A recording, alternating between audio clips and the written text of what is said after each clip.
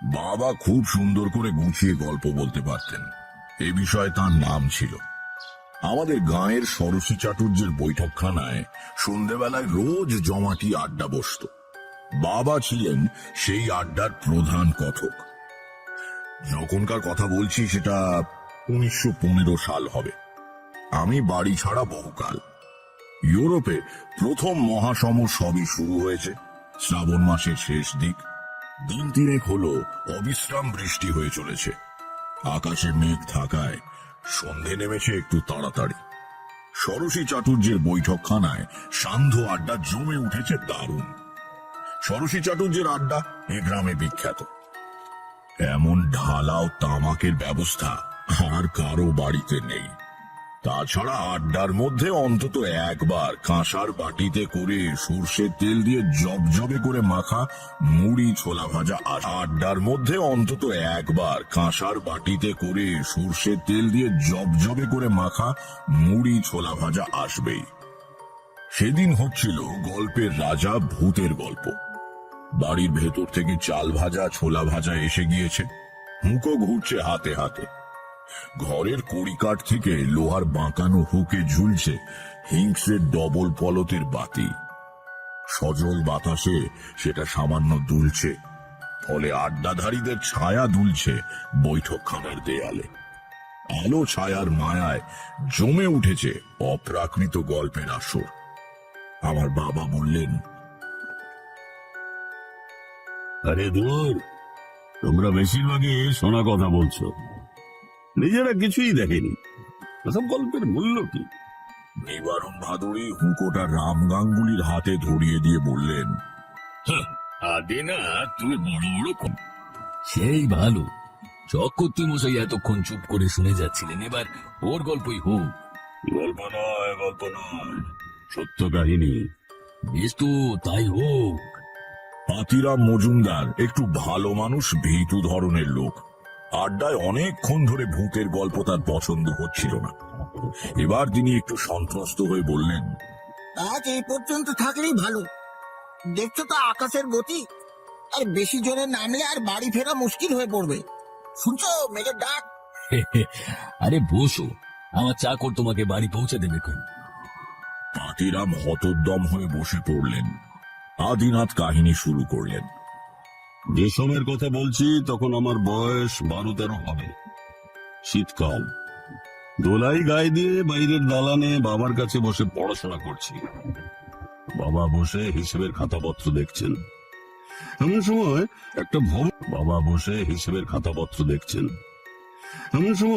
একটা ভবঘুরের চেহারার লোক এসে উঠোনে দাঁড়ালো।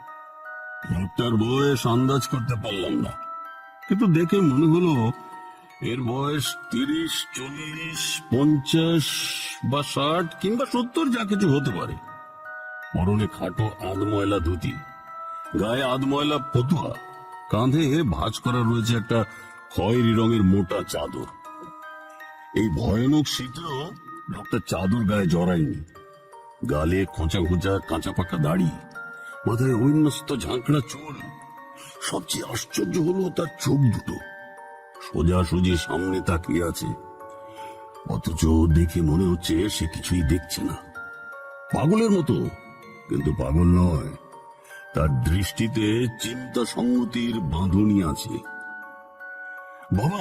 বাবা মানে ওই রামনাথ চক্রবর্তী খুব মোলায়েম মৃদু গলায় সে বলল, আগে আমি একজন পথিক, কোথা থেকে আসছি না, আমার বাড়ি ঘর নেই, আমি আজ এখানে ভাত খাবো।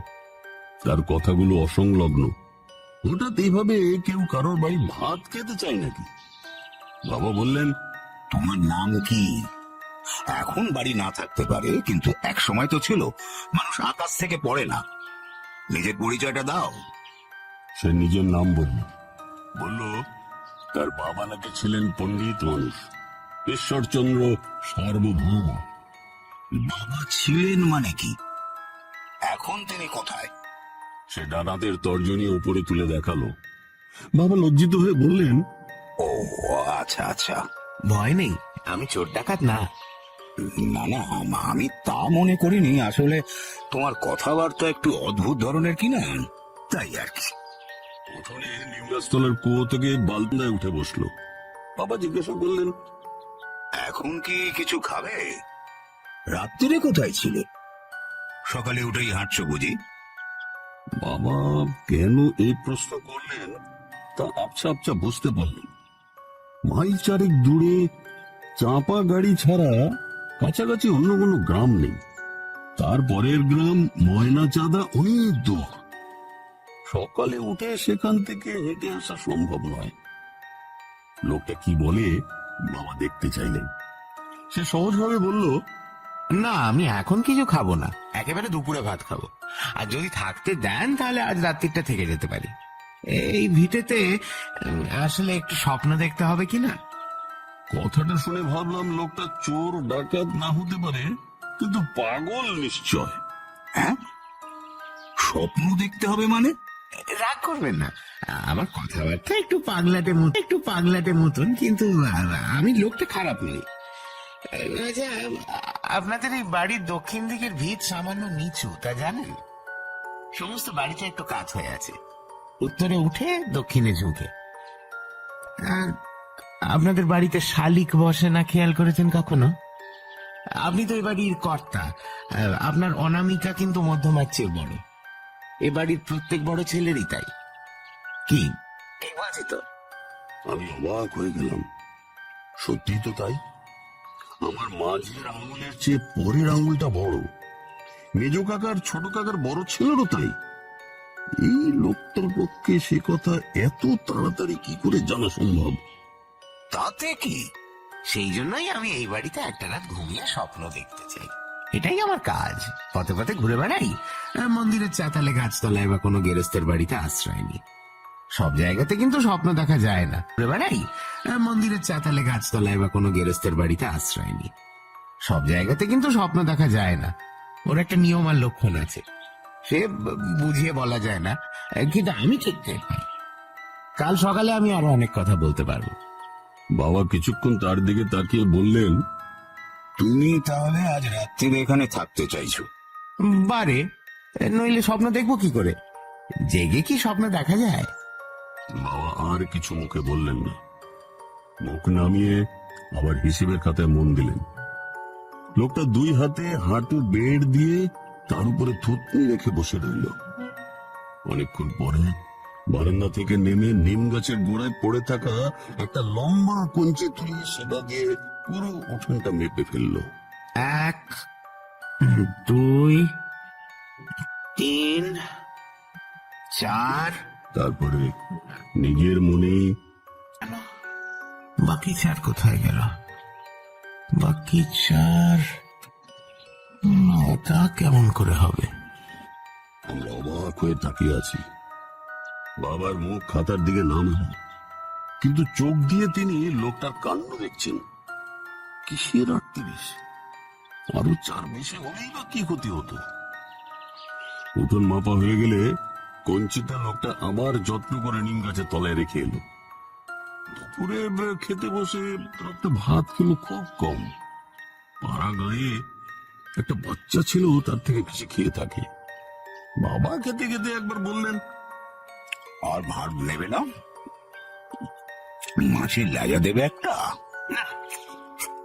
বেশি খেলে স্বপ্ন দেখা যায় না, খালি পেট মোটা হয়।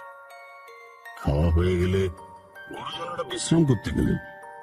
লোকটা উঠোনে নেমে মনোযোগ দিয়ে নিম পাতা পোড়াতে লাগলো। তার কাজ করার ভঙ্গিটাও খুব সুন্দর। একটি একটি করে হলুদ ঝরা পাতা তুলে ফুঁ দিয়ে ধুলো ঝেড়ে সে হাতের মুঠোয় গুছিয়ে রাখছে। অনেক পাতা জড়ো হয়ে গেলে সে বারান্দায় উঠে এসে সেগুলোকে আলপনার মতো করে সাজাতে লাগলো। আমরা ছেলেপুরেরা তার কাছে দাঁড়িয়ে তার কাজ দেখছি। একটু একটু করে বারান্দার উপর নিম পাতা দিয়ে তৈরি সুন্দর একটা আলপনা ফুটে উঠল। সে মাথা একদিকে কাত করে নিজের শিল্পকর্ম দেখতে লাগলো। আমি জিজ্ঞেস করলাম, এটা কি হলো? বলো তো, এটা কি হলো? এটা তো আলপনা, কিন্তু এ দিয়ে কি হয়? সরাসরি সে কথার উত্তর না দিয়ে লোকটা বলল, আচ্ছা, এটা দেখে তোমার মনে কি ভাব? লোকটা বলল, আচ্ছা, এটা দেখে তোমার মনে কি ভাব জাগছে আমায় বলো। ভালো লাগছে, দেখতে সুন্দর বলে আনন্দ হচ্ছে। বাহ, তাহলে তো তুমি আসল জিনিসটাই বুঝে গেছো। এটা দিয়ে কিছু হয় না, ভালো লাগে তাই বানালাম। আমার খুব পছন্দ হয়ে গেল তাকে। তার কথার অর্থ সবটা বুঝতে না পারলেও বক্তব্যের সৌন্দর্য এবং গভীরতা আমাকে স্পর্শ করলো। রাত্রিরে সে কিছু খেলো না, বলল, স্বপ্ন দেখার দিন রাত্রিরে মুখ এটা করতে নেই। বাবা বৈঠকখানার ভেতরে মশারি টাঙিয়ে বিছানা করে দিয়েছিলেন, কিন্তু সে শুলো উঠোনের পাশে বারান্দায়। আমি রাত্রিরে শুতাম মায়ের কাছে। ভেতর বাড়ির সেই শোবার ঘরের জানলা দিয়ে নাট মন্দিরের ওপাশের বারান্দা বেশ কিছুটা দেখা যায়। অনেক রাত্রে ঘুম ভেঙে একবার তাকিয়ে দেখি নাট মন্দিরের ওধারটা যেন খুব হালকা নীল একটা আলোয় আছে। খাটের ওদিকে ঘুমন্ত মায়ের গভীর নিঃশ্বাসের শব্দ শুনতে পাচ্ছি। ঝিমঝিম করছে দুপুর রাত। সেই আবছা চেতনার মধ্যেও অবাক হলাম কিসের আলো ওখানে। ওদিকে তো বারান্দায় সেই অতিথি শুয়ে আছে। এইসব ভাবতে ভাবতে কখন যে ঘুমিয়ে পড়েছি জানি না। সকালবেলায় নাট মন্দিরে আসর বসলো ওই স্বপ্ন কাহিনী শোনার। মোটা মোটা থামের আড়ালে মা কাকিমারাও এসে দাঁড়িয়েছেন। স্বপ্ন দেখেছ তাহলে কাল রাত্রিরে? আগে হ্যাঁ, আমি জানতাম দেখতে পাবো। কি দেখলে? কর্তামশাই, প্রথমে একটা ভালো খবর বলি। আপনার এক ভাই ছোটবেলাতে বাড়ি থেকে পালিয়ে গিয়েছিল, ঠিক কিনা? হ্যাঁ, আমার সবচেয়ে ছোট ভাই 14 বছর বয়সে বাড়ি ছেড়ে চলে যায়। কিন্তু তুমি কিভাবে? স্বপ্নে দেখেছি। শুনুন, আপনার সেই ভাই জীবিত আছে। সে কি? কোথায় সে?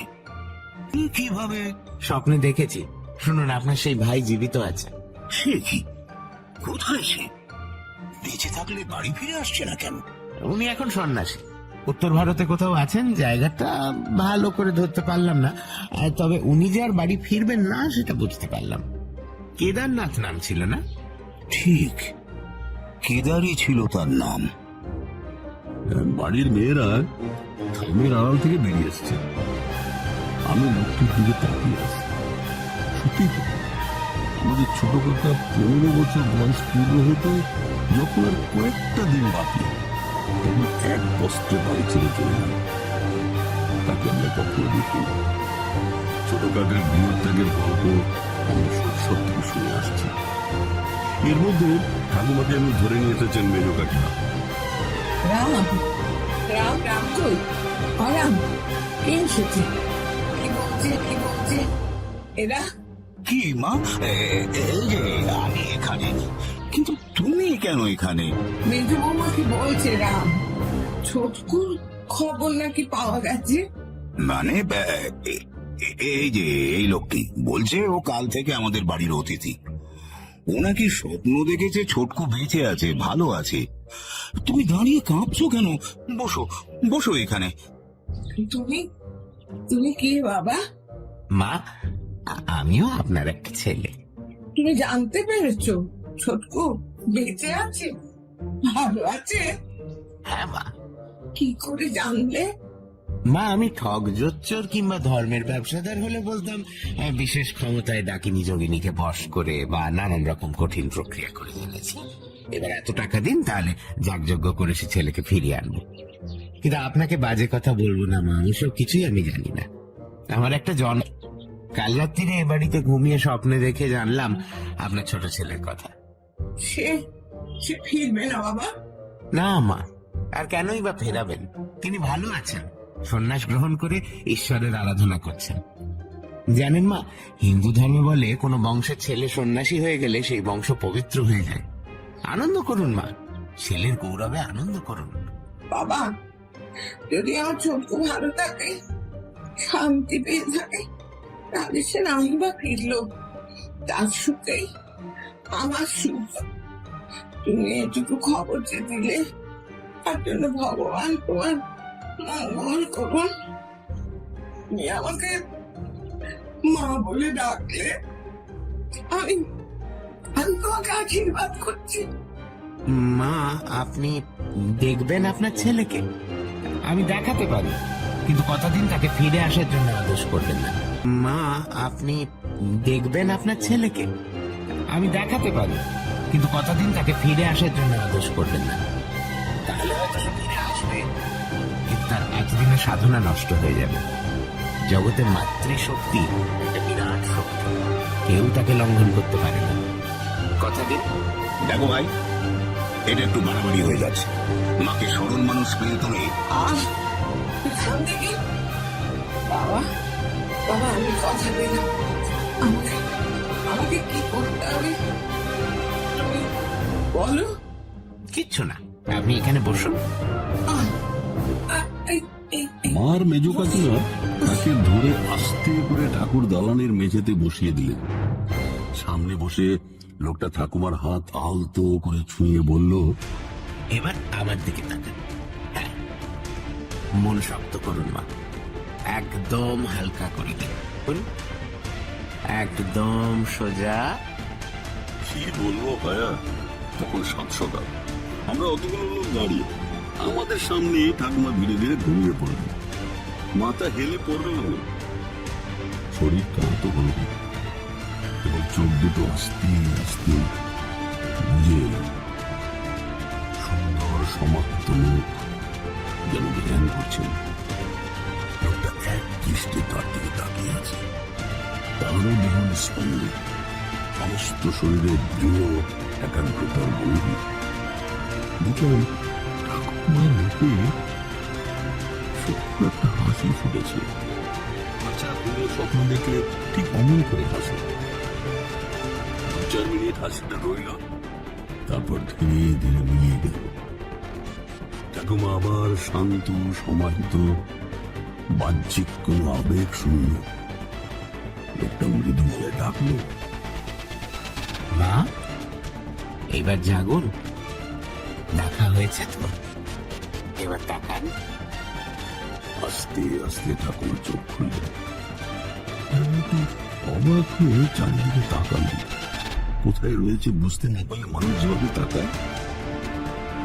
তারপর আমাদের লোকটিকে দেখে তার মুখ খুশিতে উজ্জ্বল হয়েছে মা? হ্যাঁ বাবা, হয়েছে, হয়েছে। কি দেখলে না? ছোটকুকে দেখতে পেলে? সে কথার উত্তর না দিয়ে বৌমাদের বললেন তাকে ঘরে দিয়ে আসতে। দুপা গিয়ে পেছন ফিরে তাকালেন ঠাকুমা। লোকটির দিকে তাকিয়ে স্পষ্ট গলায় বললেন, আমি কিছুটা বুঝতে পেরেছি তুমি কে। আবার এসো, হ্যাঁ মাঝে কিছুটা বুঝতে পেরেছি তুমি কে। আবার এসো, হ্যাঁ মাঝে মাঝে এসো বাবা। আসবো মা, মাঝে মাঝে আসবো। ঠাকুমা চলে গেলে বাবা বললেন, এ কি উৎপাত! কি চাও তুমি? তুমি কে? আমি একজন সাধারণ মানুষ, পথে ঘাটে ঘুরে বেড়াই। আপনি কি আমাকে অবিশ্বাস করছেন? আমি তো আপনার কাছে কিছু চাইনি, কেবল এক রাত্রির আশ্রয় ছাড়া। মাকে তুমি কি দেখালে? মাও তোমাকে কি বলে গেলেন বুঝলাম না। এর মানে কি? কিছুই না, উনি বুড়ো মানুষ, ছেলে নিরুদ্দেশ হয়ে যাওয়ায় ওর মনে দুঃখ রয়েছে। সে দুঃখ মা ছাড়া কেউ বোঝে না। ওকে যদি একটু আনন্দ আর স্বস্তি দিতে পেরে থাকি, তাতে কি ক্ষতি হয়েছে বলেন? তা নয়, কিন্তু মাকে কেন হঠাৎ? মানে বলছি যে হঠাৎ তো নয়, কারণ আছে। বললে যদি রাগ না। উনি বুড়ো হয়েছেন, 85 বছর বয়স, এটা আর তুমি নতুন কথা কি বললে? আজ পৌষ মাসের 3 তারিখ, এই ফাল্গুন মাসের 15ই শুক্ল ত্রয়োদশীর দিন সকালে উনি চলে যাবেন। ছেলের খবর জানতে পারলেন না, এই কষ্ট নিয়ে যেতেন, তাই ওকে একটু আনন্দ দিয়ে গেলাম। তুমি তো অদ্ভুত লোক। আমার বাড়িতে অতিথি হয়ে আমারই মায়ের মৃত্যুর কথা বলছো। জানো, তোমাকে আমি ইচ্ছে করলে। ওই দেখুন, আপনি রাগ করবেন না বলে কথা দিয়েও রাগ করছেন, কিন্তু আপনাদের সবাইকে রেখে ভগবানের নাম করতে করতে মা পুণ্যবতীর মতো চলে যাবেন, এর চেয়ে ভালো আর কি হতে পারে? দেহ ধারণ করলে একদিন ছেড়ে যেতে হয়, কেউই চিরজীবী না। আর আমার এই কথা যদি না ফলে তাহলে তো ভালোই, প্রাণ ভরে আমাকে তখন গালাগাল দেবেন। তুমি আমাকে দেখাতে পারো? আমি যদি ছোটকুকে দেখতে পাই তাহলে বিশ্বাস করি। পারো দেখাতে? আপনাকে বিশ্বাস করাবার কোনো দায় আমার নেই। আপনি আমাকে অবিশ্বাস করতে আমার কিছু এসে যাবে না। অকারণে শক্তির অপব্যয় করতে নেই। তার মানে তোমার মধ্যে কোথাও ফাঁকি আছে, তুমি চালাকি করছো। আপনার মা কিন্তু তা মনে করেন না। আচ্ছা, একটা কাজ করা যাক, আপনার বংশের একটা হারানো জিনিসের সন্ধান আপনাকে দিয়ে যাই, তাহলে হয়তো আমাকে আর পুরোপুরি জোচ্চোর মনে হবে না। কেমন? কি জিনিস? 3 পুরুষ আগে আপনাদের বংশে একটা অষ্টধাতুর বিষ্ণু মূর্তি ছিল, জানেন কি? হ্যাঁ, ঠিক কথা। 3 বা 4 পুরুষ কেন, আরো বহু বহু বছর আগে থেকে সে মূর্তি আমাদের গৃহদেবতা হিসেবে পুজো করা হতো। কিন্তু বর্গির হাঙ্গামার সময় সে মূর্তি আমার পূর্বপুরুষেরা কোথাও লুকিয়ে ফেলেন অথবা হারিয়ে যায়, আর পাওয়া যায়নি। তুমি তুমি কি বলতে চাও? আমি জানতে পেরেছি সে মূর্তি কোথায় আছে। আপনার লোকেদের কাউকে একটা বলুন, একটা শাবল নিয়ে আমার সঙ্গে আসতে। আপনারাও আসুন। ঠাকুরদালানে লোকটি উঠোনে গিয়ে নামলো। পেছনে পেছনে বাড়ির সবাই মিছিল করে চললাম। সে এমন ভাবে হাঁটছে যেন সে একেবারে নিশ্চিত ভাবে জানে কোথায় যেতে হবে। বাড়ির উত্তর দিকে ভিতের কোণায় এসে থামলো। গদাধর নামে আমাদের একজন কর্মচারীর হাতে ছিল শাবল। সে তাকে বলল, এইখানে ভেদ খোলো। মাটি কতটা খুঁড়তে হবে? মাটি নয়, দেওয়ালের গা থেকে 3-4টে ইট খসাতে হবে, এই জায়গায়। সে কি কথা? ভিতরে ইট খসালে বাড়ির ক্ষতি হবে না? কিচ্ছু হবে না, কয়েকটা ইট মাত্র। কালই রাজমিস্ত্রিকে ডেকে গাঁথিয়ে নেবেন। কিন্তু এখানটাতেই খুঁড়তে হবে কেন? কারণ এ বাড়ি উত্তরে উঁচু, আর এইখানে উত্তরের ভিতের শেষ। এখানে শ্রী বিষ্ণু রয়েছেন বলে এদিকটা সময়ের সঙ্গে সঙ্গে মাটিতে বসে যায়নি। জানেন তো যে জমির ওপর বাড়ি তৈরি তার রকম অনুযায়ী 50, 100 কি 150 বছর সামান্য উঁচু। তাছাড়া তখন মাপলাম 42 হাত হলো না তো, সদর দরজা থেকে 38 হাত মাত্র। তাই এখানেই নিশ্চয়ই থাকবে, না হলে আরো 4 হাত ওদিকে হতো। তুমি কি মাঝে মাঝে বলো, তার কোনো মানে হয় না। কিসের 4 হাত কম? ও একটা হিসেব, আপনাকে বোঝাতে পারবো না। নিন, শুরু করতে বলুন। ভিতে প্রথমে শাবলের ঘা পড়তেই আমরা সবাই ঘন হয়ে ভিড় করে গদাধরকে ঘিরে দাঁড়ালাম। গদাধর আলতো করে গাঁথুনির জোর আলগা করছে, আর আমরা রুদ্ধ নিঃশ্বাসে অপেক্ষা করে আছি।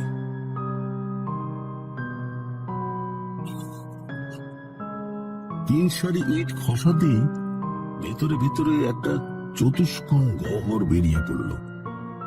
শাবল রেখে তার মধ্যে হাত গুলিয়ে গদাধর বের করে গহ্বর বেরিয়ে পড়ল।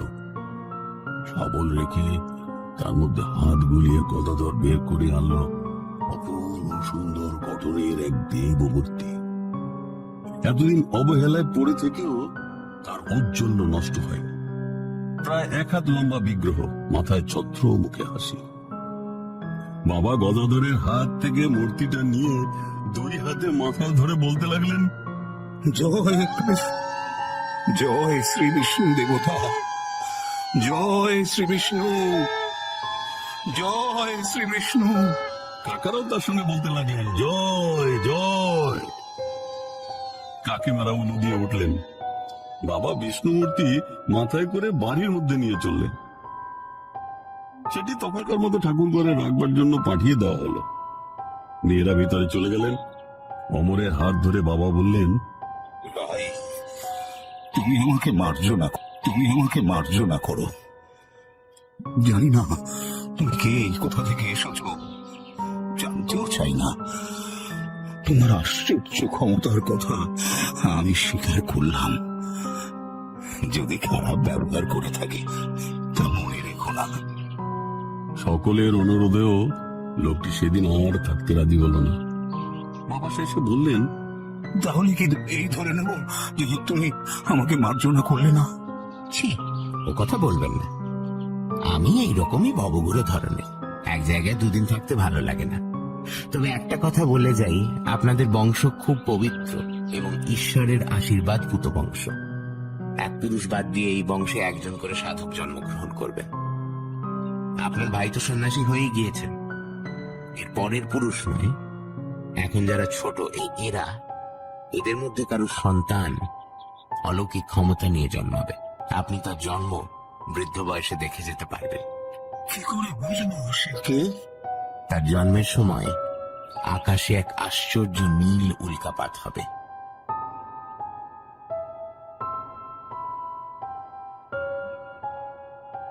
উঠোন পেরিয়ে সদর দরজা পেরিয়ে সে চলে গেল। সঙ্গে সে একটা রহস্যের পরিবেশ নিয়ে এসেছিল। সে চলে যাওয়ার পরও সেটা কিন্তু থেকে গেল। 15ই ফাল্গুন সকাল থেকে বাড়ির সবাই ঠাকুমার দিকে সতর্ক নজর রেখে বসে রইল। তার ভবিষ্যৎবাণী তাকে কেউ জানায়নি। তিনি ঘুম থেকে উঠে স্নান সেরে বাগানে ঘুরে ঘুরে ঠাকুর পুজোর জন্য ফুল তুললেন। তারপরে পুজোয় বসলেন। পুজো হয়ে গেলে অপুর হয়ে গৃহদেবতাকে প্রণাম করলেন এবং আর উঠলেন না। গৃহদেবতাকে প্রণাম করলেন এবং আর উঠলেন না। প্রণামরত অবস্থায় তার মৃত্যু হল।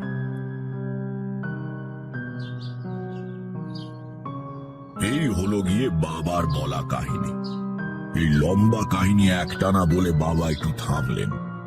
বর্ষণমুখর রাত্রির জল ভেজা বাতাস ক্রমাগত দুলিয়ে চলেছে ষোড়শী চাটুর্যের বৈঠকখানার ঝুলন্ত লণ্ঠনটা। সেই সঙ্গে দেয়ালে নড়ছে ঘরে বসে থাকা মানুষদের ছায়া।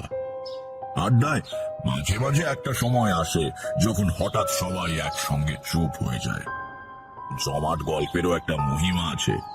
সে গল্প সত্য, মিথ্যা বা অবিশ্বাস্য যাই হোক না কেন, ভালো করে বলতে পারলে শ্রোতারা মুগ্ধ হয়।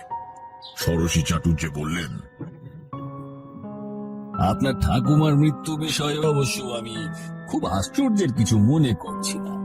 কথাটা হয়তো বাড়ির কেউ মুখ ফসকে বলে ফেলে থাকবে, তাতেই আপনার ঠাকুমা মনের দিক দিয়ে 15ই ফাল্গুন তারিখের প্রসঙ্গে দুর্বল হয়ে পড়েছিলেন, মানসিক উত্তেজনা সামলাতে পারেননি, এমন হয় আমি শুনেছি। কিন্তু হারিয়ে যাওয়া বিষ্ণু মূর্তি ফিরে পাওয়াটা ব্যাখ্যা করা কঠিন। তাছাড়া সবকিছুরই যে ব্যাখ্যা থাকতেই হবে তার কি মানে আছে? কিছু কিছু আপ ছাড়াল থাক না, তাতে জীবন সরল হয়ে ওঠে। উঠবার আগে আমার কাহিনীর শেষটা বলি। দুটো কথা মাত্র। যে ছেলেটি বিষ্ণু মূর্তি খুঁজে দিয়ে গিয়েছিল তার তৃতীয় ভবিষ্যৎবাণীটাও যে সত্যি, সেটা আমরা বুঝতে পেরেছিলাম অনেক পরে।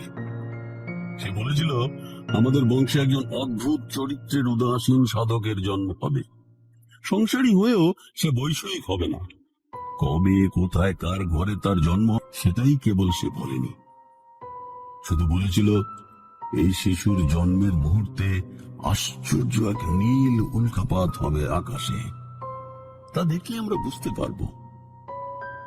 বহুদিন পরে, তখন ছোটবেলার এই কাহিনী প্রায় ভুলেই গেছি। আমার তৃতীয় ছেলের জন্মের সময় আকাশের এক প্রান্ত থেকে অন্য প্রান্ত পর্যন্ত বিশাল নীল রঙের আলো চড়ানো উল্কা ছুটে গেল। দাই আতর ঘর থেকে উঠোন পেরিয়ে গরম জল আনতে যাচ্ছিল ভেতর বাড়িতে।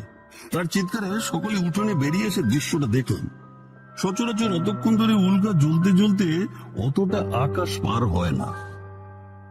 সেই আলো মিলিয়ে যাওয়ার সঙ্গে সঙ্গে আমার ছেলের জন্ম।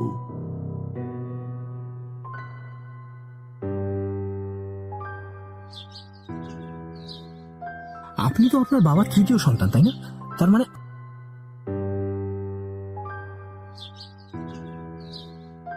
আপনি তো আপনার বাবার তৃতীয় সন্তান, তাই না? তার মানে আপনার জন্মের সময় ওই নীল উল্কা দেখা গেছিল? তেমনটাই তো শুনেছি। অল্প বয়সে বাড়ি থেকে উধাও হয়েছিলাম। মাঝে মাঝে বাড়ি ফিরে আসি, তবে সে খুবই কম। ওই ভবঘুরানির সময়টা আমার যে কি সুন্দর কেটেছে তার কি বলবো। কোনো পিছু টান নেই, দায় দায়িত্ব নেই, কেবল বিরাট এই পৃথিবীর পথে পথে ঘুরে বেড়ানো। কিন্তু ব্যাপারটা অত সহজ নয়।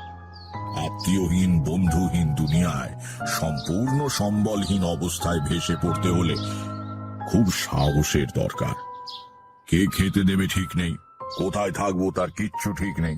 মন্দিরের চাতালে, পোড়ো বাড়ির বারান্দায় ঝড়ে বৃষ্টিতে রাত কাটিয়েছি। কত অদ্ভুত চরিত্রের লোক দেখেছি, কত সময় অসুখ করেছে, গাছতলায় ছিল না, মরেও যেতে পারতাম, তবু কখনো ভয় হয়নি।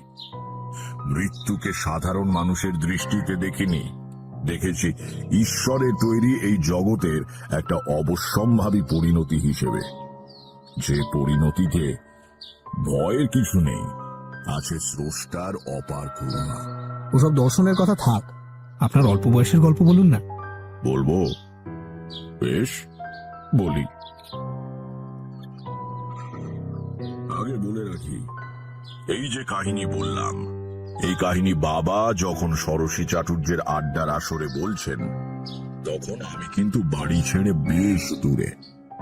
এই কাহিনী আমার তখনও জানা নেই। বাঁকুড়ার ইন্দাস অঞ্চলে ঘুরে বেড়াচ্ছি, সারাদিন হাটে মাঠে ঘুরি, রাতে যেখানে হোক আশ্রয় নিই। সেদিন বিকেল থেকে আকাশে মেঘের ঘনঘটা, আকাশে মেঘের ঘনঘটা। বেশি পথ না হেঁটে আলো থাকতে থাকতে একটা ছোট গ্রামের সীমানায় শিব মন্দিরের চাতালে আশ্রয় নিয়েছি। গায়ে উড়ুনি, পায়ে খড়ম, এক দৈতেধারী বুড়ো মতো লোক দেখি মন্দিরের সিঁড়ি দিয়ে নেমে কোথায় যাচ্ছে। মনে হলো এখানকার পূজারী। এগিয়ে গিয়ে বললাম, আগে এখানে রাত্রিটা একটু থাকা যাবে? লোকটি একান্ত নীরস এবং অমিশুক প্রকৃতির। কিছুক্ষণ আপাদ মস্তক আমাকে ভালো করে দেখে সে শুকনো গলায় বলল, থাকতে ইচ্ছালে থাকো, আমাকে জিজ্ঞাসা করার কি প্রয়োজন? না, ভাবলাম আপনি বোধহয় এই মন্দিরের পূজারী, কাজেই আপনার অনুমতি নেওয়াটা। কিচ্ছু দরকার নেই, আমি এখানকার পুরোহিত বটে। তবে হ্যাঁ, এখানে অতিথিশালা নেই, খাবার দেওয়ার ব্যবস্থাও নেই। থাকার মধ্যে ওই নাট মন্দির থাকতে, এখানে অতিথিশালা নেই, খাবার দেওয়ার ব্যবস্থাও নেই। থাকার মধ্যে ওই নাট মন্দির থাকতে চাইলে থাকো। সে তো তারপর চলে গেল। আমার পথ হাঁটার সম্বল বলতে একটা ঝোলা, তার মধ্যে একখানা ঘটি, গায়ের চাদর, একখানা রুদ্র ডামরের পুঁথি, কয়েকটা বাবলা ডালের দাঁতন কাঠি আর 1 টাকা 12 আনা পয়সা। এর বেশি কিছু প্রয়োজনও বোধ করিনি কখনো। পঞ্চমন্ডির আসনে বসা এক হিন্দি ভাষী সাধু শিক্ষা দিয়েছিলেন আগামীকালের জন্য কোনো সঞ্চয় না করতে। তার উপদেশ মনের মধ্যে গেঁথে গিয়েছিল। আজ পর্যন্ত সেই অভ্যেস বজায় রেখেছি। এদিকে ক্রমে আকাশ মেঘে অন্ধকার হয়ে আসছে। ঝোলা সহ নাট মন্দিরের ওপর উঠে একখানা থামের গোড়ায় গুছিয়ে বসলাম। থামে হেলান দিয়ে পা ছড়িয়ে আরাম করে বসলাম। হঠাৎ নাট ঘনিয়ে আসছে। পরিষ্কার কিছু দেখা যায় না, কিন্তু কোনো কিছু নড়লে আবছা আন্দাজ করা যায় বটে। ভালো করে তাকিয়ে দেখি কেউ একজন শুয়ে আছে সেখানে। শোয়া অবস্থায় পাশ ফেরায় নড়াচড়াটা চোখে পড়েছে। হেঁকে বললাম, কে কে ওখানে? আমি। আমি কে? পৃথিবীতে সবাই তো আমি। যাত্রী? সংসারে সবাই যাত্রী, সবাই কোথাও না কোথাও চলেছে। ভাবলাম, বাপরে, এই যে গুরু মশাইয়ের মতো কথা বলে, তবে তার কণ্ঠস্বর মৃদু, ভদ্র ও মার্জিত। পথ চলতি লোকের কথা বলার ভঙ্গি সাধারণত এমন মার্জিত হয় না। একটু কৌতূহল হওয়ায় বললাম, এসো, এদিকে এসে বসো। এসো, এদিকে এসে বসো। লোকটি উঠে এলো আমার সামনে। আলো নেই, তাকে পরিষ্কার দেখতে পেলাম না, কিন্তু মনে হলো তার বয়স বছর 40 কি 45 হবে। এই বয়সের কোনো লোককে তুমি বলাটা আমার উচিত নয়। লোকটির পরনে খাটো ধুতি আর হাফ হাতা শার্ট, সাধারণ দরিদ্র পথিক, কিন্তু তার আচরণে এমন কিছু বৈশিষ্ট্য আছে যা সমীহ আদায় করে। বললাম, কিছু মনে করবেন না, অন্ধকারে ভালো দেখতে পাইনি, তুমি বলে ফেলেছি। তাতে কি হয়েছে? জগতে সকলেই সকলের বন্ধু, বন্ধুকে তুমি বলা যায়। তা কোথায় যাবেন, আর আসছেনই বা কোথা থেকে? এবার বেশ মজার ব্যাপার হলো। পথিক মানুষটি আমাকে তুমি বলে সম্বোধন করতে লাগলো, কিন্তু ভালো লাগে, যা পাই তাই খাই, যেখানে খুশি থেমে যাই, এই আর কি। তার মানে আমারই মতন। আপনি কি করে জানলেন আমি কিরকম? ও জানা যায়, আমি বুঝতে পারি। বয়স তখন অল্প হলেও তারই মধ্যে আমি অনেক সাধক এবং অদ্ভুত কর্মতান্ত্রিকের সঙ্গে মিশেছি। তাদের আশ্চর্য ক্রিয়াকলাপ দেখেছি। ভাবলাম এ আর আমাকে নতুন কি ভরং দেখাবে। বললাম, কি করে বোঝেন? কাক চরিত্র বা লক্ষণ শাস্ত্র চর্চা করেন নাকি? না, বুঝি এইভাবে যে মন আসলে একটাই। তোমার আমার, যদু কিংবা মধুর, পৃথিবীর সব প্রাণী মায়ার আবরণে আলাদা আলাদা দেখায়। পর্দা টাঙিয়ে দিলে ওপারে কি আছে দেখা যায় না, পর্দা সরিয়ে দিলে আবার সব স্পষ্ট দেখা যায়। মায়ার পর্দা সরিয়ে দিলে সবই এক, তখন কারোর মনের কথা জানতে অসুবিধা দিলে আবার সব স্পষ্ট দেখা যায়। মায়া পর্দা সরিয়ে দিলে সবই এক, তখন কারোর মনের কথা জানতে অসুবিধা হয় না। আপনি তো বিশিষ্ট অদ্বৈতবাদের কথা বলছেন। এই দর্শন শিক্ষা করেছেন কোথায়? আমার বাবার কাছে। ও, আপনি তবে শাস্ত্রজ্ঞানী পণ্ডিতের সন্তান? সে চুপ করে রইল। ভাবলাম কোনো কারণে সে হয়তো নিজের পরিবারের কথা আলোচনা করতে চায় না। এই ক্ষেত্রে কথা না বাড়ানোই ভদ্রতা সঙ্গত হবে। ঠিক এই সময় ঠান্ডা হাওয়ার একটা ঝাপটা দিয়ে ঝড় এসে পড়ল। ঝড়ের মুখে পাক খেতে খেতে দুটো শালিক এসে নাট মন্দিরের পরিকাঠের ফাঁকে আশ্রয় নিয়ে গুছিয়ে বসল। বললাম, আপনার নামটা তো জানা হলো না। আমার নাম অমর, অমর জীবন। বাড়ি কোথায়? এই জেলাতেই বুঝি। আবার জন্য বললাম, আশ্রয় তো যা হোক পাওয়া গেল, কিন্তু খাওয়াটা বোধ হয় জুটবে না। না না, তা কেন, ঝড়টা থামুক, খাওয়ার ব্যবস্থা হয়ে যাবে এখন। তা কি করে হবে?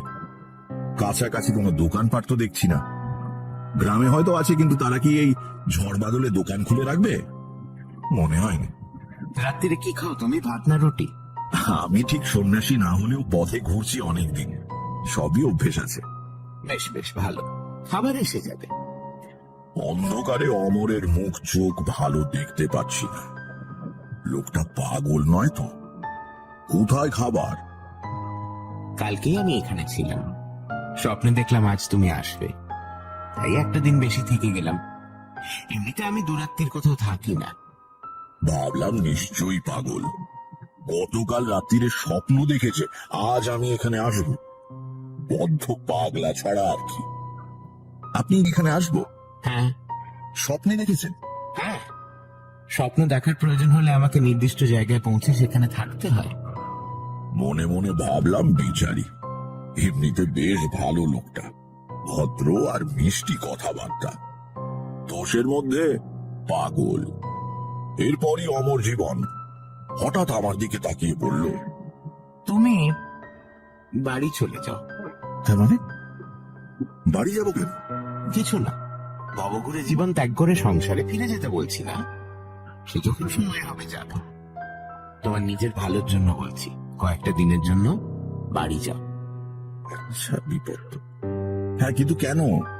মনে করো না আমি তোমার বন্ধু, আমি অনুরোধ করছি তাই যাচ্ছ? তার কথাগুলো একটু কেমন কেমন, কিন্তু গলার স্বরে একটা ব্যক্তিত্বপূর্ণ দৃঢ়তা আছে। তার কথা মনোমতো না হলেও অকস্মাৎ তখনকার মতো তাকে শান্ত করার জন্য বললাম, আচ্ছা আচ্ছা, সে দেখা যাবে। এখন বিড়ি চলে? দেশলাই ফেরত দিয়ে অমর বলল, সবকিছুর ব্যাখ্যা চাইতে নেই, ব্যাখ্যা হয়ও না। তার চেয়ে সরল বিশ্বাস অনুযায়ী কাজ করা ভালো, আদেশ পেলে পালন করা ভালো। আদেশ কে পাঠায়? তা জানলে তো সব সমস্যা মিটেই যেত। আপনার কাছে আদেশ পৌঁছয় কেন? আপনি কে? বিড়িটা ভালো, খুব নরমও না খুব কড়াও না, বেশ মিঠে কড়া ধরনের। কোথেকে কিনেছো? খাওয়ার পর আরেকটা দিও তো।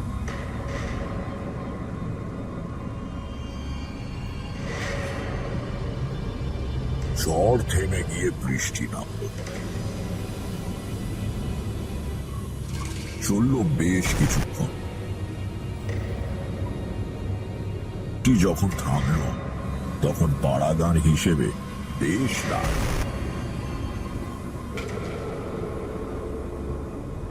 দেখি পথে জমা জলে ছপ ছপ করে কি একজন হেঁটে এসে নাট মন্দিরে উঠল। সামনে ঝুঁকে অন্ধকারে ঠাহর করার চেষ্টা করে ডাকলো, ঠাকুর মশাই, ও ঠাকুর মশাই। এই যে আমি এখানে, দাও। কাছে আসার পর দেখলাম লোকটির হাতে একটা বড় শালপাতার ঠোঙা। সে ঠোঙাটা অমরের দিকে দিতে দিতে আমাকে দেখে বলল, আর এক মূর্তি এসে দেখছি, তা হয়ে যাবে এখন দুজনে। দাঁড়াও, খাবার জল দিয়ে যাই। নতুন লোক জল আনতে গেলে পুকুর ঘাটে আচার খাবে। মন্দিরের চাতালে রাখা একটা মাটির কলসি নিয়ে লোকটি অন্ধকারে কোথায় চলে গেল। অমর বলল, মন্দিরের পেছনেই একটা পুকুর আছে, সেখানে। অন্ধকারে কোথায় চলে গেল। অমর বলল, মন্দিরের পেছনেই একটা পুকুর আছে, সেখানে গেল জল আনতে। ভালো পরিষ্কার জল। খাবার ব্যবস্থা হয়ে যাবে বলেছিলাম, তো খাবার তো এসে গেল। এর ভেতর কিন্তু অলৌকিক কিছু নেই। এই লোকটির একটি ময়রার দোকান আছে গ্রামে। গতকালও আমাকে খাবার দিয়ে গিয়েছিল। অতিথি সেবা করতে ভালোবাসে। পয়সা দিতে চেয়েছিলাম, নেয়নি। আজকের খাবারে দিতে বলা ছিল। যা খাবার দেয় তা আমি একা খেতে পারি না।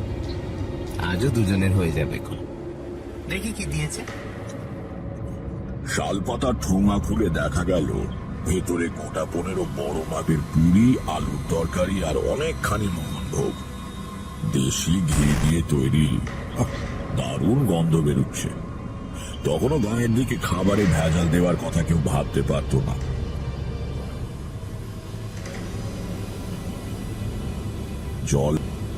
জল ভরে মেটে কলসি নিয়ে এলো ময়রা। অন্ধকারে গল্প করা যাবে, কিন্তু খাওয়া যাবে না। মোমবাতি বেশি পুড়িয়ে লাভ নেই। এসো, খেয়ে নেওয়া যাক। অমর খুব কম খায়। মাত্র 4খানি পুরি সে খেলো, বাকি সবগুলো খেতে হলো আমাকে।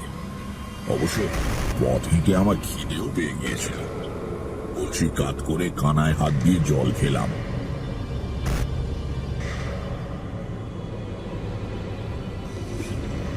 তারপর মোমবাতি নিভিয়ে দিয়ে অমর বলল, এসো, এইবার গল্প করি। অন্ধকারের ভেতর থেকে তার কণ্ঠস্বর ভেসে আসতে লাগলো। কত গল্প সে শোনালো সারা রাত ধরে। তেমন কথা আমি কারো কাছে কখনো শুনিনি। যেন অচেনা ভাষায় অচেনা আকাশ আর নক্ষত্রের গল্প, সমুদ্রের ঢেউয়ের গল্প, আগুন, বাতাস, পাহাড়, মাটির গল্প। সে আমি ভাষা দিয়ে তোমাদের ঠিক বোঝাতে পারবো না। সেই রাতের কথা আমার সারা জীবন মনে থাকবে। কথা বলতে বলতেই অমর জীবন হঠাৎ বলল, তোমার ছোট ঠাকুরদা গৃহত্যাগ করে চলে গিয়েছিলেন না? হ্যাঁ, কিন্তু সে তো। উনি এখনো বেঁচে আছেন। কিন্তু আপনি কি করে? না, আর কথা নয়। রাত বোধহয় 3টে পেরিয়ে গেছে। এবার তুমি ঘুমাও। বাড়ি চলে যেও কিন্তু কালকেই। আমার ভালোর জন্যই বলছি। আমার চোখে ঘুম জড়িয়ে এসেছে। বললাম, আপনিও চলুন না আমার সঙ্গে। যাবেন? না, এবার না, এবার থাক। তবে তোমার সঙ্গে আবার দেখা হবে আমার। আমার কানে যেন কে নিদুলির মন্ত্র পড়ে দিয়েছে। তবে তোমার সঙ্গে আবার দেখা হবে আমার। আমার কানে যেন কে নিদুলির মন্ত্র পড়ে দিয়েছে। আর তাকাতেই পারছি না। ঘুম ঘুম। যখন ঘুম ভাঙল তখন রোদ্দুর উঠে গিয়েছে। গতকাল রাত্রির মেঘ বৃষ্টির চিহ্ন নেই কোথাও। ঝকঝক করছে দিনের আলো। পাশে কিন্তু অমর জীবন নেই। তার ঝোলাঝুলি সহ কখন সে চলে গিয়েছে কে জানে।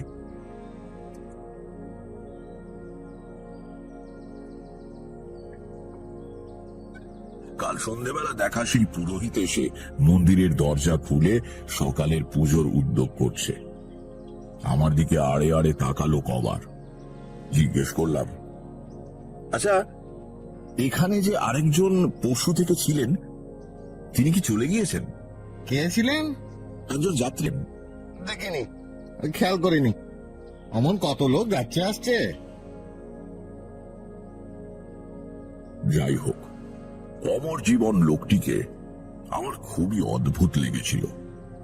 তার কথা অমান্য করতে মন চাইল না। সেদিনই রওনা হলাম বাড়ির দিকে।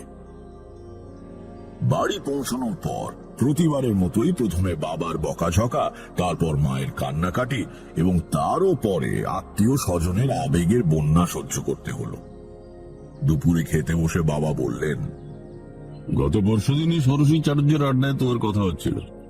আমার যে এরকম একটা বাড়ি পালানো হাড় জ্বালানো ছেলে হবে, সে কথা আমাকে অনেকদিন আগেই একজন বলেছিলেন। কে বলেছিল? না, এমনি একজন পথি। আমার ছোটবেলায় একদিনের জন্য আমাদের বাড়িতে আশ্রয় নিয়েছিল। সে এক কাণ্ড। নাম কি ছিল? অমর, অমর জীবন। অমর? অমর জীবন? হ্যাঁ, চমকে উঠলে কেন? না, কিছু না। খেয়ে উঠে গড়গড়ায় তামাক খেতে খেতে বাবা বলতে শুরু করলেন সেই অদ্ভুত লোকটার কথা, সেই স্বপ্ন দেখার কথা, ছোট কাকার কথা, বাবার ঠাকুমার অদ্ভুত মৃত্যুর কথা, আর তার সঙ্গে আমাদের বিষ্ণু মূর্তির কথা। তার মানে যে লোকটা আপনার বাবার ছেলেবেলায় আপনাদের বাড়ি গেছিলেন, তাকেই আপনি? হ্যাঁ, আর এই ব্যাপারটার সবচেয়ে বিচিত্র দিক কোনটা জানো? যে লোককে 40 বছর আগে বাবা 45 বছরের দেখেছিলেন, তাকে এতকাল পরে আমিও সেই বয়সে দেখলাম কি করে? কি বলছো কি তারনাথ? তাকে এতকাল পরে আমিও সেই বয়সে দেখলাম কি করে? কি বলছো কি তারনাথ? এও কি সম্ভব নাকি? কিশোরী, মানে লোকটার বয়স পড়ে বুঝতে পারছো? না না, 40 খরচা করে। হ্যাঁ, বলো তো লোকটা কি? তবে সে কে, সে কি, সে কেন, আমি জানি না। তবে বাড়ি ফেরার পরদিন বুঝলাম কেন অমর জীবন বাড়ি চলে আসতে বলেছিল। পরদিন থেকে আমার এলো প্রবল জ্বর। প্রায় 1.5 মাস ভুগে সেরে উঠলাম। পথে থাকলে প্রাণ সংশয় হতো, সন্দেহ নেই।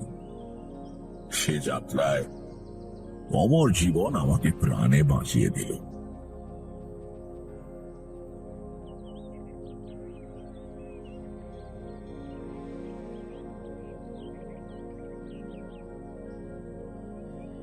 সানডে সাসপেন্সে আজ শুনলেন তারাদাস বন্দ্যোপাধ্যায়ের লেখা তারানাথ তান্ত্রিকের গল্প। পাতিরাম এবং তারানাথ তান্ত্রিকের ভূমিকায় নীল। লেখকের চরিত্রে সমক, কিশোরী অগ্নি, আদিনাথ বাসুদেব কর্মকার, ষোড়শী চাটুর্যে দীপ বসু, কিশোর আদিনাথ সায়ক আমান, রামনাথ শঙ্করী প্রসাদ মিত্র, রামনাথের মা উর্মিমালা বসু, পুরোহিত দেবজ্যোতি ঘোষ। নিবারণ এবং অমর জীবনের চরিত্রে গল্পের সূত্রধার এবং পর্ব পরিচালনায় আমি দীপ। ধ্বনি পরিকল্পনা Richard, poster design join the dots. Shankari Prasad Mitra শব্দগ্রহণ অভিজ্ঞান মিত্র। শেষ হল তারাদাস বন্দ্যোপাধ্যায়ের লেখা তারানাথ তান্ত্রিকের গল্প অমর জীবন। সামনের সপ্তাহে আরো একটি রোমাঞ্চকর গল্প নিয়ে হাজির হবে সানডে সাসপেন্স। বড়দার সিগারেটের শেষাংশটুকুতে লম্বা একটা শুকটান দিয়ে সেটা সযত্নে অ্যাস্ট্রের ওপর রেখে দিল। তারপর আস্তে আস্তে ধোঁয়া ছাড়তে বলল, ভূতের গল্প তোমরা অনেকেই শুনেছ, কিন্তু ভূতের মুখে ভূতের গল্প কেউ শুনেছ কি? অমূল্য এক কোণে বসে একখানা সচিত্র বিলিতি মাসিক পত্রের পাতা উল্টাচ্ছিল। বলল, অসম্ভব, একটা কিছু বড়দার বলাই চাই। বড়দা বলল, আপাত দৃষ্টিতে ঘটনাটা অসম্ভব বলে মনে হতে পারে বটে, কিন্তু আসলে তা নয়। তবে বলি শোনো। অমূল্য তাড়াতাড়ি বলে উঠল, না না, আরে আজ যে আমাদের সাহিত্য সভার অধিবেশন, অথবা তোমার সাহিত্যে বস্তুতন্ত্র। তাহলে ঋষি বলল, কাল হবে। বস্তুতন্ত্রের চেয়ে বড় জিনিস আজ এসে পড়েছেন। বড়দা, আরে তোমার গল্প শুরু করো। অমূল্য অস্থির হয়ে বলল, আজ তাহলে বড়দার কতগুলো মিথ্যে কথা শুনে সন্ধ্যাবেলাটা কাটাতে হবে। শান্ত গলায় বড়দা বলল, কথাটা শুনে তারপর সত্যি মিথ্যে বিচার করা উচিত। শান্ত গলায় বড়দা বলল, কথাটা শুনে তারপর সত্যি মিথ্যে বিচার করা উচিত। তাহলে আরম্ভ করি। গত বছর অমূল্য নাক থেকে একটা সশব্দ দীর্ঘশ্বাস বের হলো। বড়দা বলল, গত বছর আমার প্ল্যান চেটে ভূত নামাবার শখ হয়েছিল, বোধহয় তোমাদের মনে আছে। যারা জানে শোনে তাদের পক্ষে ভূত নামানো অতি সহজ ব্যাপার। দরকারি আসবাবের মধ্যে শুধু একটা তেপায়া টেবিল। অমূল্য বিড়বিড় করে বলল, আর একটা গুলিখোর। বড়দা ওদিকে কান্না দিয়ে বলতে লাগলো, একদিন একটা ছোট দেখে তেপায়া টেবিল জোগাড় করে সন্ধ্যের পর আমাদের তেতলার সেই নিরিবিলি ঘরটায় বসে গেলাম। আমি, আমার বউ আর পেঁচো। অমূল্য বলল, এই বয়স থেকেই ছোট ভাইটির মাথা খাওয়া হচ্ছে কেন? এর কথা নয় ছেড়েই দি, কারণ যেদিন তোমার সঙ্গে বিয়ে হয়েছে সেদিনই তার যা হবার হয়ে গেছে।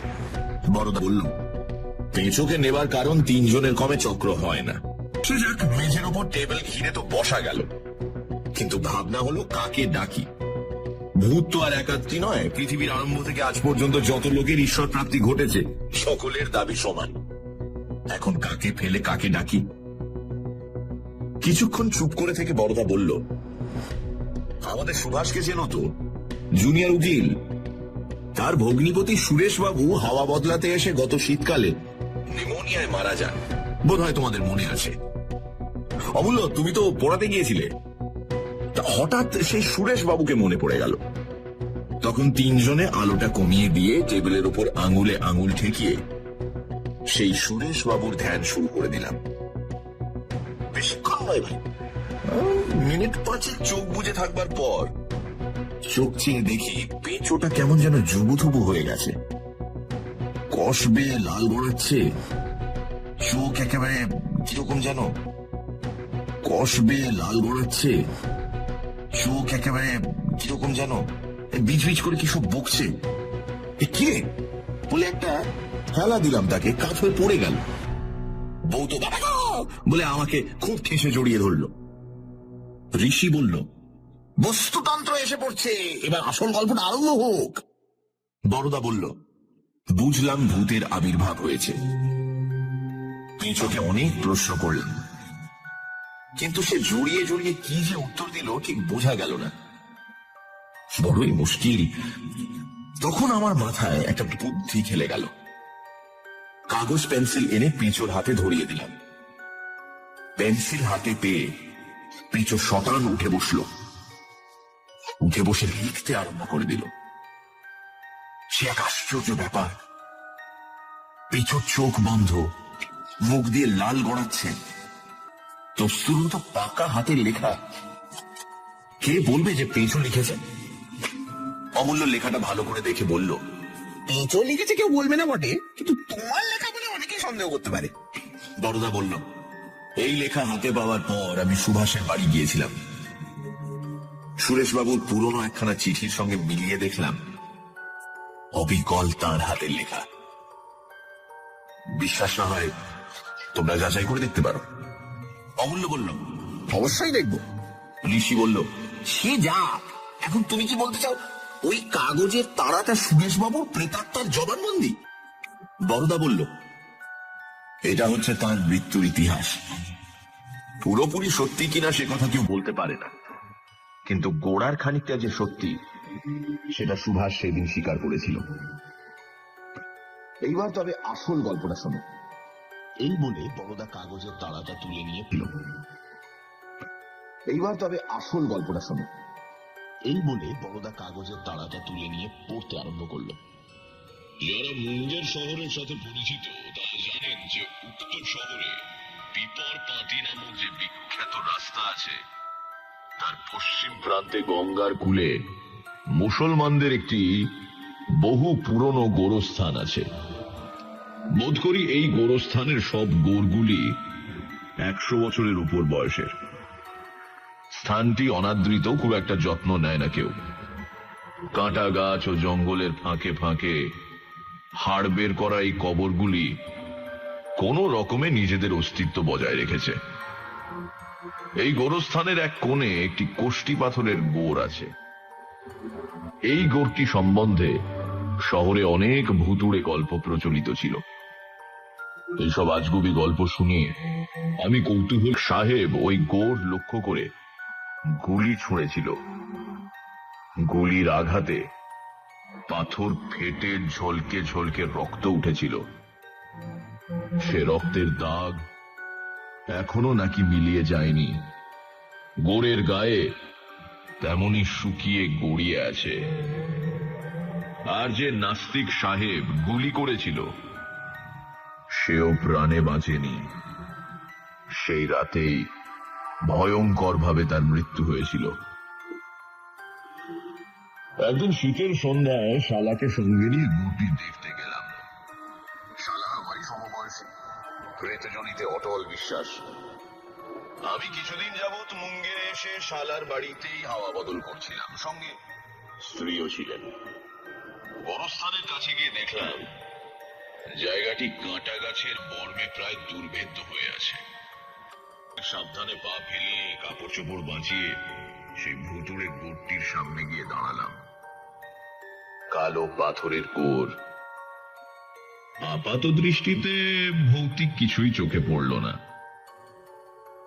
হঠাৎ যখন আমরা গোরটি একেবারে কাছে এসে পৌঁছেছি, তখন সেই কালো পাথরের উপর শুয়ে থাকা আরো কালো একটা জন্তু বোধহয় আমাদের পায়ের আওয়াজে জেগে উঠে একবার আমাদের মুখের উপর তার তীক্ষ্ণ চোখ মেলে ধরে আস্তে আস্তে গোরের আড়ালে চলে গেল।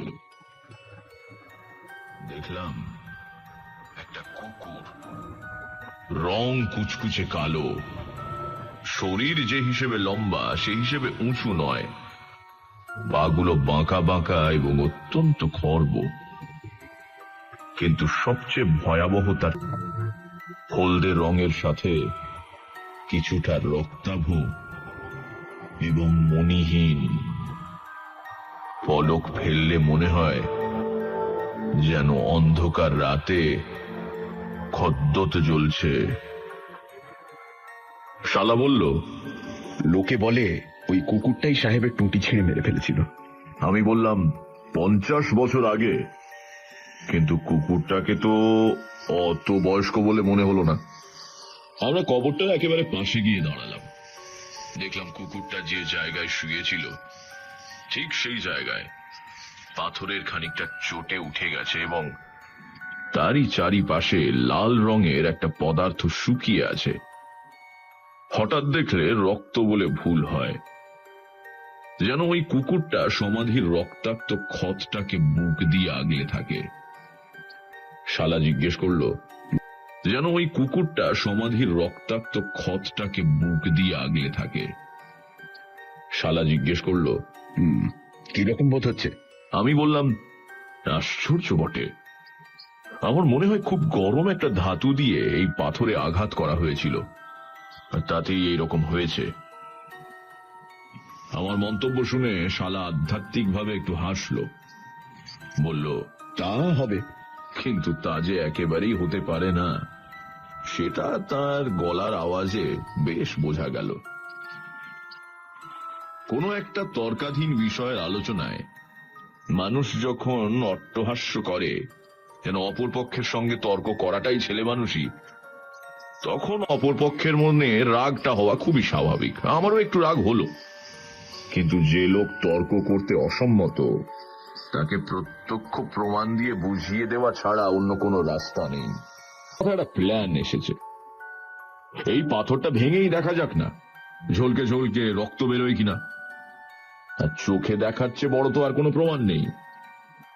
কাছেই একটা বড় পাথর পড়েছিল, আমি সেটা তুলে নিয়ে গোরে আঘাত করতে যাব এমন সময় সেই কুকুরটা কোথা থেকে ছুটে এসে একটা বিশ্রী রকমের চিৎকার করে উঠল এবং সমস্ত দাঁত বের করে অত্যন্ত হিংস্র ভাবে আমাকে শাসিয়ে দিল।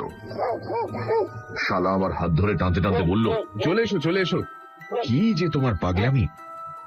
কুকুরটার আকস্মিক আবির্ভাবে আমার শালা যতটা অভিভূত হয়ে পড়েছিল, বাস্তবিক পক্ষে আমি কিন্তু ততটা হইনি।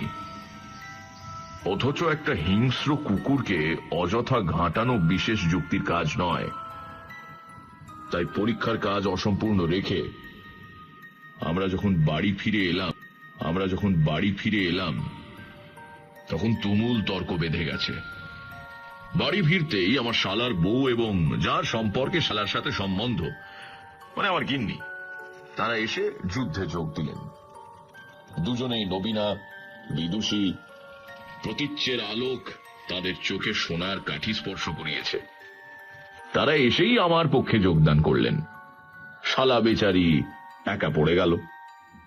তর্কে যে ব্যক্তি হারে তার জেদ বেড়ে যায়। যুক্তির দিকে তখন আর তার ভ্রুক্ষেপ থাকে না। শালা শেষে চটে উঠে বলল, মানতে না চাও মেনো না, কিন্তু দুপুর রাত্রে একলা ওই জায়গায় যেতে পারে এমন লোক তো কোথাও দেখি না। শালার বউ উৎসাহী চোখে বলল, আচ্ছা, এমন লোক যদি পাওয়া যায় যে যেতে পারে, তাহলে তো মানবে যে তোমার ভূত শুধু তোমার ঘাড়েই ভর করে আছে, আর কোথাও তার অস্তিত্ব নেই। শালা গম্ভীর কণ্ঠে বলল, আর ভূত শুধু তোমার ঘাড়েই ভর করে আছে, আর কোথাও তার অস্তিত্ব নেই। শালা গম্ভীর কণ্ঠে বলল, একলা রাত্রে সেখানে যেতে পারে এত সাহস কারণ নেই। আর যদি বা কেউ যায়, সে যে ফিরে আসবে এমন কোনো সম্ভাবনা দেখি না। আমি বললাম, সকলের সাহস এবং সম্ভাবনা সমান নয়। আমি যেতে প্রস্তুত আছি। শালা অতি বিস্ময়ে কিছুক্ষণ চুপ থেকে বলল, তুমি প্রস্তুত আছো? রাত 12টার সময় একলা? তার মুখে আর কথা সরল না।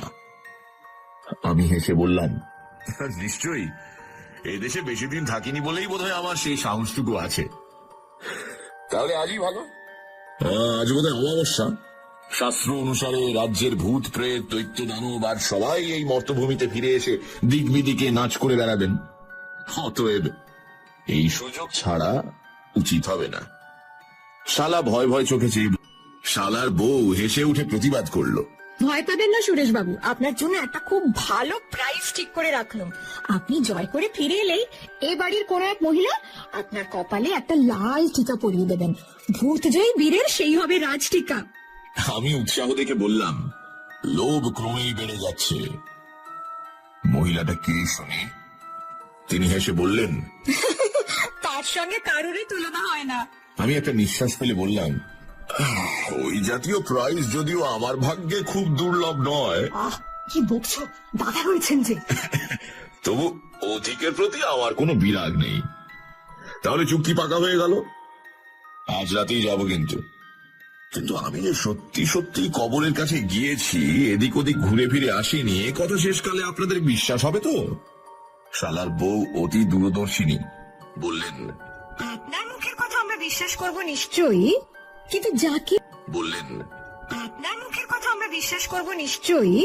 কিন্তু যাকে বিশ্বাস করানো দরকার তিনিই হয়তো করবেন না। অতএব আপনাকে একটা কাজ করতে হবে, খড়ি দিয়ে গড়ির উপর নিজের নামটা লিখে আসতে হবে। তথাস্তু। গিন্নির দিকে ফিরে বললাম, তোমার দাদার প্রেত তত্ত্বের মাথায় বজ্রাঘাত করে দিয়ে আসা যাক, কি বলো? হ্যাঁ? অল্প দ্বিধা জড়িত হাসি ছাড়া ওদিক থেকে আর কোনো জবাব পাওয়া গেল না। শালা বললেন, ফাজলামি ছাড়ো, আমি তোমায় কিছুতেই যেতে দিতে পারি না। শালার কথা শুনলাম না, কারণ অনেক ক্ষেত্রে এগিয়ে যাওয়া যতটা সহজ, পিছনে ফিরে আসাটা ততটা সহজ নয়। রাত 11:30টার সময় গরম জামায় আপাত মস্তক নিজেকে ঢেকে একটা কড়া গোছের বর্মা চুরুট ধরিয়ে বের হলাম। এতক্ষণে গিন্নির মুখে কথা ফুটল। বলল, থাক, গিয়ে কাজ নেই। আমি হেসে উঠলাম, পাগল, ভাই বোন দুজনকার ধার দেখি একই রকম, ছাড়ো তো। শালা কিছুটা দুঃখী দুঃখী কণ্ঠে বললেন, তুমি এমন একগুয়ে জানলে কোন শালা তর্ক করতো? সানডে সাসপেন্সে আজ শরদিন্দু বন্দ্যোপাধ্যায়ের লেখা রক্তক্ষত। বড়দা এক অদ্ভুত গল্প শোনাতে লাগলো। সে একদিন প্ল্যানচেট করে এক ভূত নামালো। সে ভূত সুরেশ বাবু, এবং এসেই সে এক গল্প লিখতে শুরু করলো। মিডিয়াম পেঁচো, বড়দার ছোট ভাই। সে যা লিখলো তা ক্রমেই ভয়ানক রূপ ধারণ করতে লাগল। সুরেশবাবু নাকি মুঙ্গের শহরের এক অতি পুরনো গোরস্থানে একটি কালো কবরের সন্ধান পেয়েছিলেন।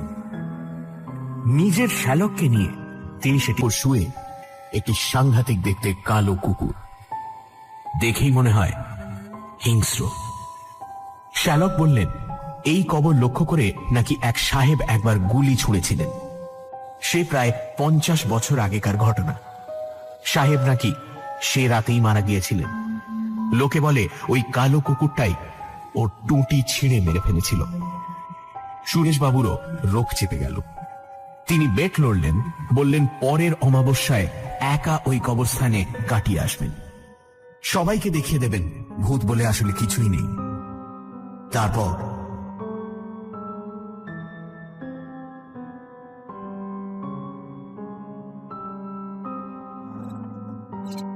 এমন বিশ্রী অন্ধকার বোধ করি আর কোনো দিন দেখিনি। একটা গুরুভার পদার্থের মতো অন্ধকার যেন চারিদিক চেপে বসে আছে। পথ চলতে চলতে একটা গুরুভার পদার্থের মতো অন্ধকার যেন চারিদিক চেপে বসে আছে। পথ চলতে চলতে প্রতি পদে মনে হয় পর মুহূর্তে এক চাপ অন্ধকারের ঠোকর লেগে হুমড়ি খেয়ে পড়ে যাব। চুরুটের লম্বা টান মেরে আনন্দে উৎসাহে এগোতে লাগলাম। সমস্ত ইন্দ্রিয়গুলি অজ্ঞাতসারে এমন সতর্ক সন্দিগ্ধ হয়ে উঠল যে নিজের পদধ্বনি শুনে নিজেই চমকে উঠলাম। মনে হলো কে যেন চুপি চুপি পেছন থেকে আমার অত্যন্ত কাছে এসে পড়েছে। কিন্তু অকারণে ভয় পাওয়ার পাত্র আমি নই। মনে মনে বেশ বুঝতে পারলাম রাত দুটোর এই অন্ধকার, এই স্তব্ধতা, এই বিজনতা সকলে মিলে আমার আন্তরিক সাহসকে দুশ্ছেদ্য একটা ষড়যন্ত্রের জালে ধীরে ধীরে জড়িয়ে ফেলবার চেষ্টা করছে। একটা অলৌকিক মায়া যেন আমার চেতনাকে আচ্ছন্ন করে ফেলছে। মাকড়সা যেমন শিকারকে প্রথমে সূক্ষ্ম তন্তুর সহস্র পাকে জড়িয়ে পরে ধীরে ধীরে জীর্ণ করে ফেলে, তেমনি এই অদৃশ্য শক্তি আমার সহজ সত্তাকে ক্রমে ক্রমে অভিভূত করে ফেলছে। ক্রমে পিপর পাতি রাস্তার পূর্ব প্রান্তে এসে পড়লাম। এটারই উল্টো দিকে কবরস্থান। রাস্তার দুই পাশে বড় বড় গাছ, মাথার উপর বহু উঁচুতে তাদের শাখা প্রশাখা। অন্ধকার আরো জমাট বেঁধে এলো। হঠাৎ ঘাড়ের কাছে ঠান্ডা নিঃশ্বাসের মতো একটা স্পর্শ পেলাম। শরীরের সমস্ত রোম শক্ত হয়ে দাঁড়িয়ে উঠল। পরক্ষণেই একটা খুব ছোট জিনিস পিঠের ওপর দিয়ে খড়খড় শব্দ করে নিচে গড়িয়ে পড়ল। বুঝলাম তখন ওই ক্ষীণ রশ্মিটুকু জীবন্ত সঙ্গীর মতো প্রাণের মধ্যে ভরসা জাগিয়ে রেখেছিল। ওটাকে ফেলে দিলে যে অনেকখানি সাহসও চলে যাবে সেটা বেশ বুঝেছিলাম। কিন্তু ক্রমে যখন আঙুল পুড়তে লাগলো তখন সেটাকে ফেলে দিতেই হলো। একবার বেশ ভালো করে দুটো দিয়ে চুরুট ধরিয়েছিলাম, সেই দুটো আঙুলের ফাঁক দিয়ে খানিকটা ঠান্ডা বাতাস শরীরের মধ্যে ঢুকে পড়ল। আমার চোখ ছিল এই ফেলে দেওয়া চুরুটটার উপর। সেটা মাটিতে পড়া মাত্র আগুন ছিটকে উঠল। তারপর এক আশ্চর্য ব্যাপার ঘটল। ছিটকোনো আগুনটা মাঝপথে দুটো আকৃতি ধরে পাশাপাশি একসঙ্গে নড়তে আরম্ভ করল। মাটি থেকে প্রায় 1 হাত ওপরে থাকা পরস্পরের 4টে আঙুলের ব্যবধানে এই ক্ষুদ্র আগুনের গোলা দুটো একজোড়া লাল জোনাকির মতো সামনের দিকে চলতে আরম্ভ করলো এবং মাঝে মাঝে মিটমিট করতে লাগলো। আমার মাথা বোধহয় গরম হয়ে উঠেছিল, কিন্তু কি জানি কেন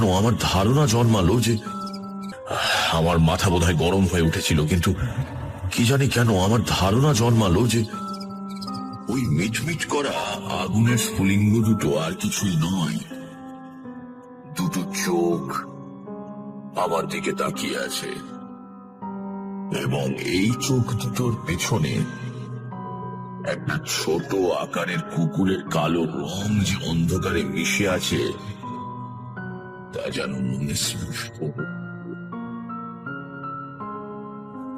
চলতে চলতে কখন দাঁড়িয়ে পড়েছিলাম লক্ষ্য করিনি। চোখ দুটো সামনে কিছু দূরে দাঁড়ালো। তারপর কতক্ষণ যে চোখের পাতা না ফেলে আমার মুখের দিকে তাকিয়ে রইল জানি না। মনে হলো বহুক্ষণ পরে সেই চোখের পাতা পড়ল। তখন সেটা আবার চলতে আরম্ভ করলো। আমিও পেছন পেছন লোক পাই। আমিও তেমনি নিতান্ত নিরুপায় ভাবে ওই চোখের পেছন পেছন হাঁটতে লাগলাম। স্বাধীন ইচ্ছে তখন একেবারে অবশ, আছে কেবল সমস্ত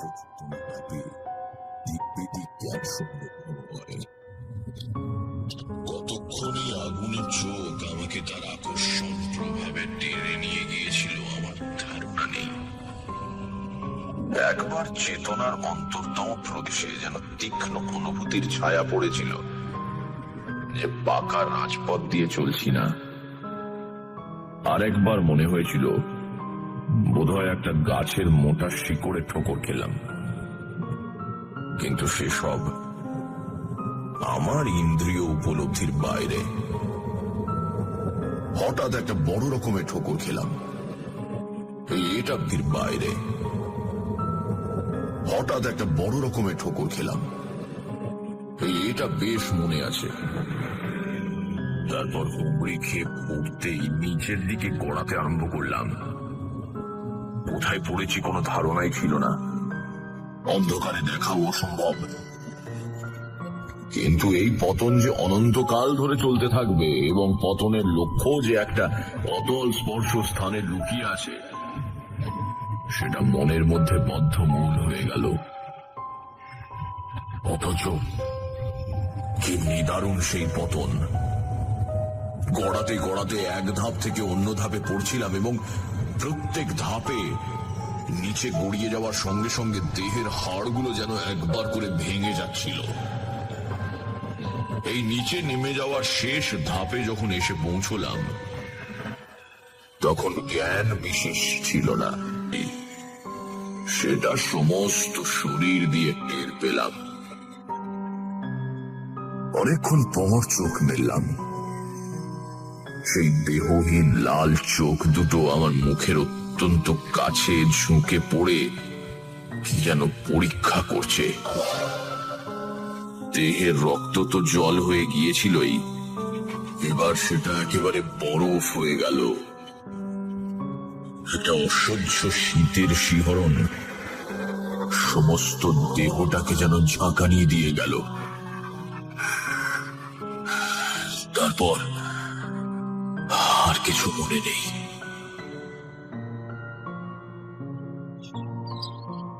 সূর্যোদয়ের কিছু আগে জ্ঞান হলো কালকে রাত যে স্বাভাবিকভাবে কাটেনি, এই চিন্তা নিয়ে চোখ মেললাম।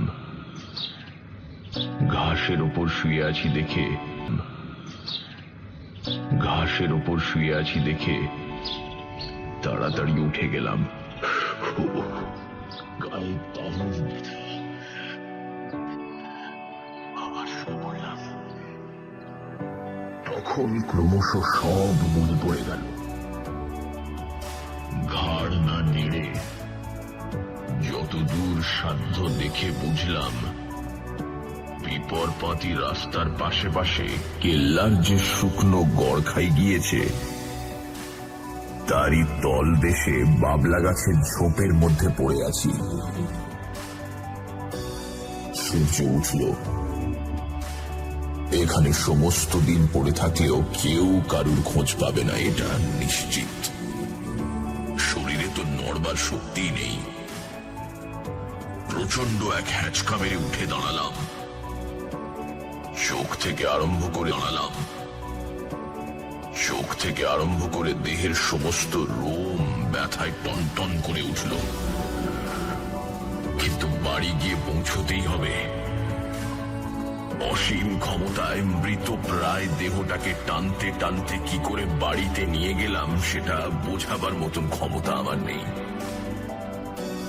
বাড়ি যেতেই সকলে চারিদিক থেকে ছুটে এলো এবং উৎকণ্ঠিত প্রশ্নে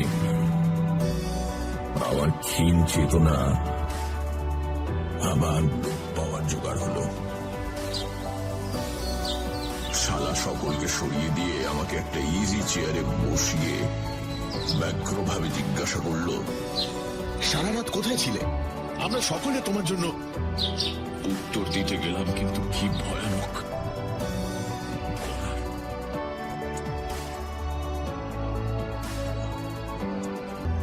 শালা আমাকে টুকটাক ব্র্যান্ডি খাইয়ে ডাক্তার ডাকতে গেল। ডাক্তার যখন এলেন তখন বিছানায় শুয়ে আছি।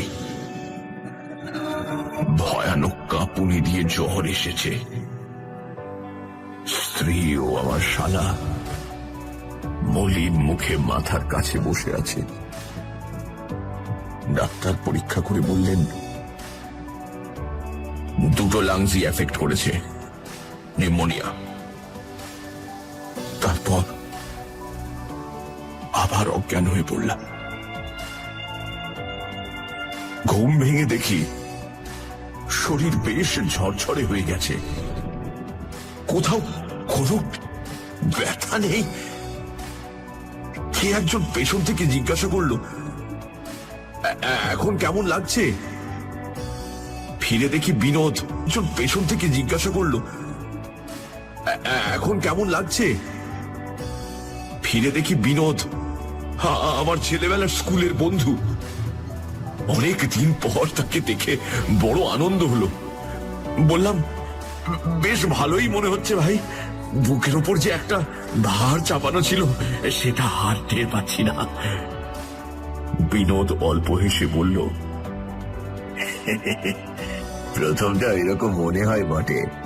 আমার যখন কলেরা হয় হঠাৎ মনে পড়ে গেল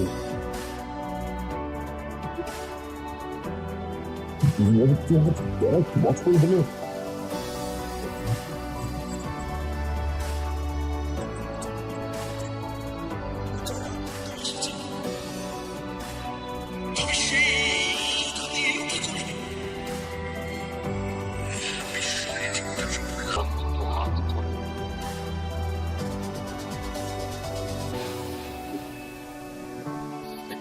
বলল, তুমি তো আর বেঁচে নেই বন্ধু।